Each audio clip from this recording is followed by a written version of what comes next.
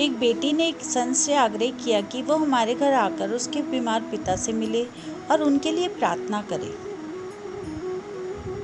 बेटी ने यह भी बताया कि उसके बुजुर्ग पिता पलंग से उठ भी नहीं सकते। संत ने बेटी के आग्रह को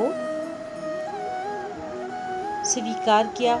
कुछ समय बाद जब संत घर आए तो उसके पिताजी पलंग पर 2 तकियों पर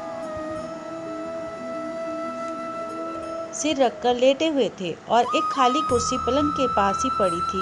संत ने सोचा कि शायद ये कुर्सी मेरे लिए रखी है। यह कुर्सी यहाँ पहले से ही रख दी गई। संत ने पूछा, मुझे लगता है कि आप मेरे आने का इंतजार कर रहे थे। पिता ने कहा, नहीं, आप कौन हैं? संत ने अपना परिचय दिया और फिर कहा कि मुझे यह खाली कुर्सी देख के लगा कि आप मेरे आने का आभास था आपको। ओह, यह बात नहीं है। आपको अगर बुरा ना लगे तो कृपया कमरे का दरवाजा बंद करेंगे? क्या संत को यह सुनकर थोड़ी हैरत हुई, फिर भी दरवाजा बंद कर दिया। पिता, दरअसल इस खाली कुर्सी के राज मैंने आज तक किसी को भी नहीं बताया, अपनी बेटी को भी नहीं। पूरी जिंदगी में यह जान नहीं सका कि प्रार्थना कैसे की जाती है। मंदिर जाता था, पुजारी से श्लोक सुनता था, पर वो सिर के ऊपर से गुजर जाते, कुछ भी पल्ले नहीं पड़ता था। मैंने फिर प्रार्थना की कोशिश करना छोड़ दिया। लेकिन 4 साल पहले मेरा एक दोस्त उसने बताया कि प्रार्थना कुछ नहीं, भगवान से सीधे संवाद का माध्यम होता है। उसी ने सलाह दी कि वे एक खाली कुर्सी अपने पास रख लें और वहाँ भगवान खुद ही विराजमान होते हैं, ऐसा सोच ले। अब भगवान से सीधा ठीक से वैसे ही बात करना शुरू कर दो जैसे तुम किसी से करते हो। अभी तुम मुझसे कर रहे हो, ऐसे ही करना, उसने वैसे ही कहा। फिर तो मैंने रोज 2-2 घंटे ऐसा करके देखने लगा, लेकिन यह ध्यान रखता था कि मेरी बेटी मुझे ऐसा करते देख ना ले। अगर वह देख लेती तो मुझे किसी चिकित्सक के पास ले जाती, परेशान हो जाती, किसी डॉक्टर को दिखाती।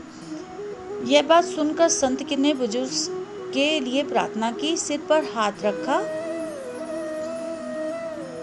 और भगवान से बात करने के क्रम को जारी रखने के लिए कहा। संत को उसी दिन 2 दिन के लिए शहर से बाहर जाना था, तो संत चले गए विदा लेकर। 2 दिन बाद बेटी को फोन संत के पास आया कि उसके पिता का देहांत हो गया, मृत्यु हो गई है। जिस दिन पिताजी आपसे मिले थे उसी दिन 2 घंटे बाद मृत्यु हो गई थी।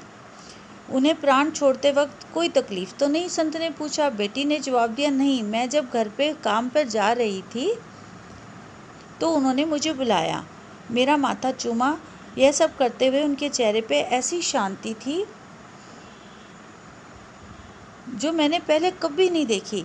जब मैं वापस आई तो वो हमेशा के लिए आंखें मूंद चुके थे।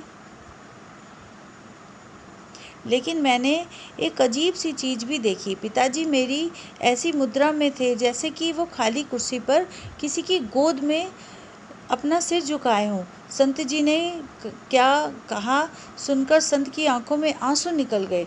बड़ी मुश्किल से बोल पाए, काश मैं भी जब दुनिया से जाऊं तो ऐसे ही जाऊं। बेटी, तुम्हारे पिताजी की मृत्यु भगवान की गोद में ही हुई है, ऐसा उन्होंने कहा। उनका सीधा संबंध सीधे भगवान से था।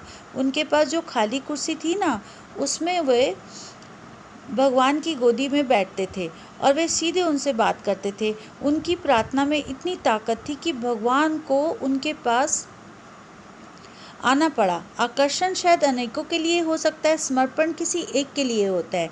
बोलिए जय श्री कृष्णा। कृष्णा कृष्णा।